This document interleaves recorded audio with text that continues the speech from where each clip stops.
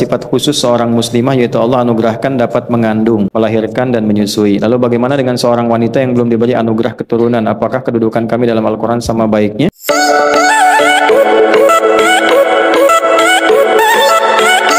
Mohon izin bertanya. Baik, saya izinkan.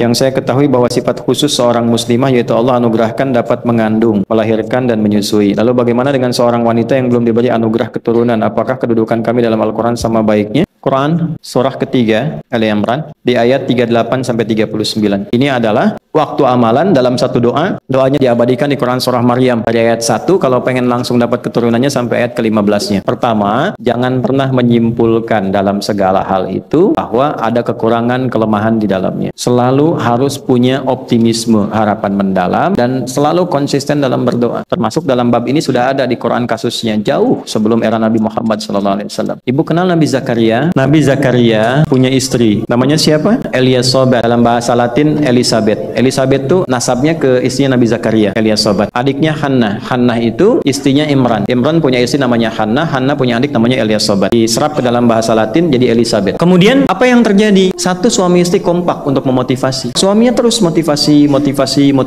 Jangan putus doa. Ini dulu yang pertama. Dipasangkan itu untuk saling mengisi, bukan untuk menghukumi. Maka apa yang terjadi? Nabi Zakaria itu tidak putus berdoa sampai mengatakan begini. Ini kalimat indah sekali. Ya Allah, aku selalu yakin denganmu. Dari rambutku hitam sampai memutih, fisikku kuat sampai dengan letih. Tidak putus aku memohon kepadamu supaya istriku punya keturunan. Ya Allah, jangan biarkan aku sendirian dengan istriku sehingga tidak ada yang mampu meneruskan dakwahku supaya orang kenal denganmu. Saya tanya pada ibu dan bapak, kalau ada orang minta di depan, cuman 1 menit, Pak, tolong Pak, tolong Pak, tolong Pak, dikasih nggak? Belum tentu, Bu. Iya Pak, saya dengar, ke tempat lain aja ya, gitu kan. Tapi kalau ada orang di depan rumah kita seharian minta, tolong Pak, tolong Pak, tolong Pak, Bu, minimal Anda pasti ngasih setidaknya supaya orang itu bisa berpindah. Ini ada hamba minta sama Allah yang Maha Rahim, yang kasihnya nggak terbatas, mintanya sampai rambut memutih, nggak pernah putus asa, sampai fisiknya letih, selalu yakin dengan anugerah Allah. Dan yang paling indah ketika itu puncaknya dilakukan dalam salat menyebut namanya, Rabbi habli, ya Allah, orang-orang memvonis aku tak mungkin punya keturunan, maka aku memohon padamu yang punya sifat memberi tanpa batasan. Jika orang mengatakan aku tak mungkin, maka aku minta darimu saja ya Allah. Karena itu menjadi hukum sebuah fikih dalam dakwah. Kalau ada orang memvonis tidak mungkin, maka itu tanda pertama dari Allah untuk tinggalkan pendapat manusia, segera minta kepada Allah, karena Allah menginginkan Anda meminta secara private supaya Allah menjawab langsung tanpa campur tangan manusia. Amalnya turunkan. Saya tidak menjawab dulu sesuai dengan konteks. Yang saya ingin arahkan adalah mengarahkan kepada sifat optimisme sehingga setiap keadaan diterima dengan baik. Karena rukun iman kita kan 6. Kita selalu lulus pada yang 5. Yang ke-6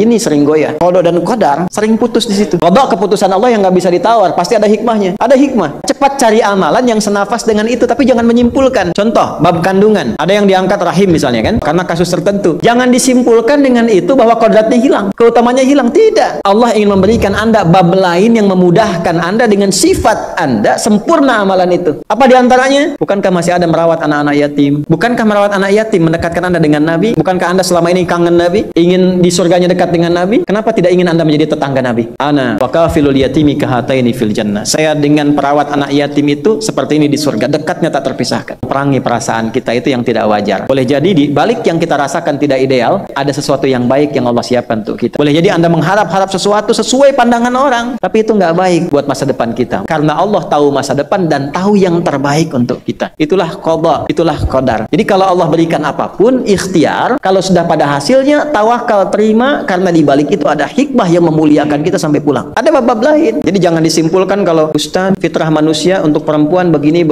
Kalau salah satunya hilang, apakah masih sesuai dengan fitrah? Masih. Tapi Allah berikan fungsinya dengan cara yang lain.